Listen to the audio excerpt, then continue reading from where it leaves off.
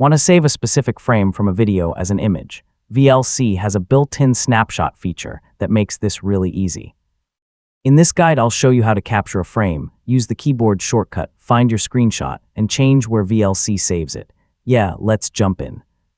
First, open VLC Media Player and load the video you want to capture from. Click Media, choose Open File, select your video, and press Open. You can also drag the video directly into the VLC window. Now play the video and find the exact moment you want to save. You can pause at the right frame using the playback controls.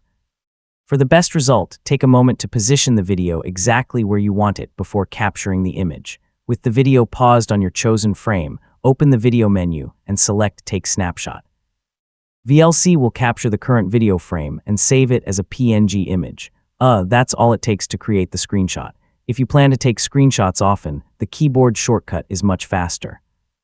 On Windows and Linux, the current VLC documentation lists Ctrl, Alt, and S for taking a snapshot. On macOS, use Command, Alt, and S. So you can capture a frame without opening the menu every time. After taking the snapshot, VLC saves the image automatically.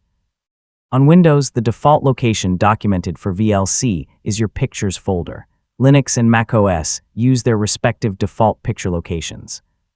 If you don't see the file immediately, check VLC's video snapshot settings. To choose a different save location, open Preferences and go to the Video section. Look for the Video Snapshot Directory setting and select the folder you prefer. You can also change the snapshot format and related image settings from this area, depending on your VLC version. Need more than one screenshot? Just move through the video, pause on another frame, and use the snapshot command again. Each capture is saved as a separate image, so you can collect several important moments from the same video, and that's how you take screenshots in VLC. Find the frame, use Video and Take Snapshot, or use the keyboard shortcut for a quicker workflow.